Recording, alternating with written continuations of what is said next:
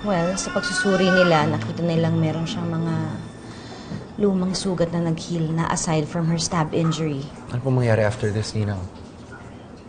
Cleared na siya dito sa hospital. Next step is dadalhin siya sa DSWD para ma-assess siya at mahanapan siya ng psychiatrist na affiliated sa kanila. Ibibigay si Angela sa iba? Ninang, hindi naman siya nagtitiwala sa ibang tao eh. Hindi po ba pwedeng ikaw na lang maging doktor niya? Calvin, hindi ako affiliated sa DSWD. Alam mo naman yun, di ba? Sa bahay nga lang ako nagpa-practice eh. I'm sorry, but we have to follow protocol. So, gano'n na lang po yun, Ninang. Pagkatapos ng lahat, pagkatapos ko siyang hanap-hanapin, gi-give up ko rin siya.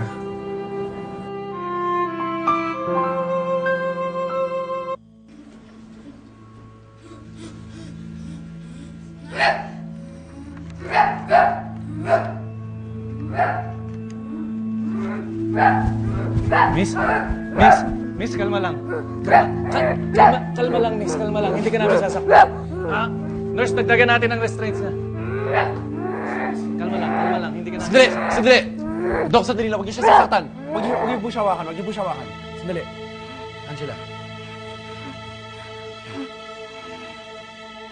Tama na, Angela.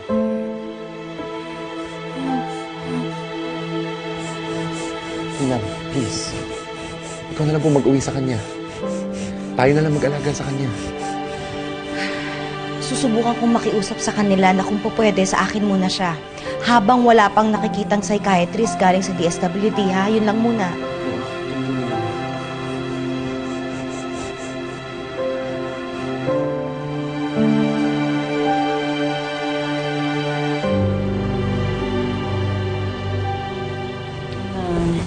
Salamat.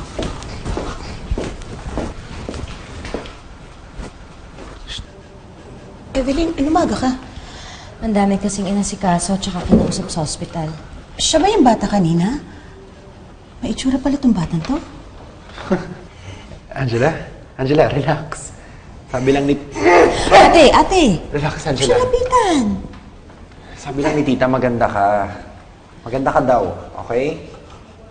Ate, hindi mo pwedeng i-invade yung personal space niya. Mabilis siyang ma-threaten, mabilis siyang ma-agitate. Ha? Manang, pakiayos naman ho yung kwarto ni Ana. Claire is sleeping there. Sinabihan ko nga siya kanina eh. Kaya lang ayaw naman makinig sa akin. Sinabi ko, kwarto ng anak mo yun. Eh, okay na. Eh, parang anak ko na rin naman siya eh. Manang, yung guest room na lang po ang pakiayos. Pakitanggal lahat ng gamit. Ang iwan mo lang yung kama kasi hindi pwede na kahit anong gamit doon na pwedeng makasakit dito kay Angela. Sige, Ma'am. Wait, you're taking her in?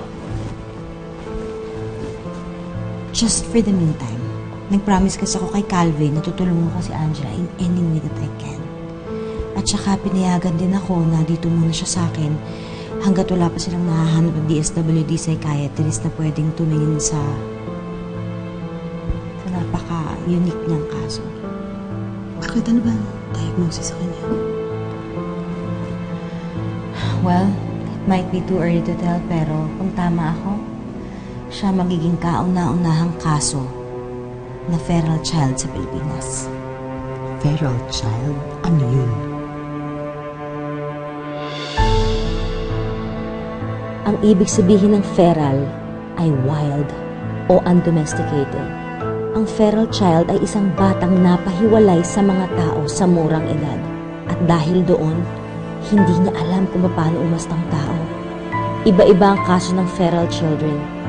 May ibang kinulong lang ng mga magulang. May iba namang namuhay sa gubat. Meron din pinalaki ng mga hayop. Hindi malabong aso ang nakapiling niya sa paglaki niya.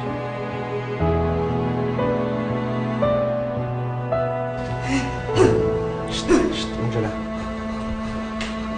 Angela, alis muna ako ah. Huwag kang mag-alala. Dadalaw-dalaw ako sa'yo, ha?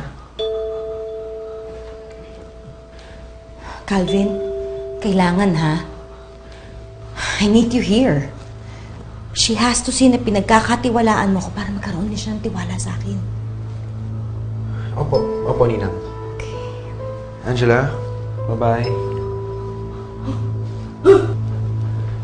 Angela, sige na, pahinga ka na. Ninang. Sige.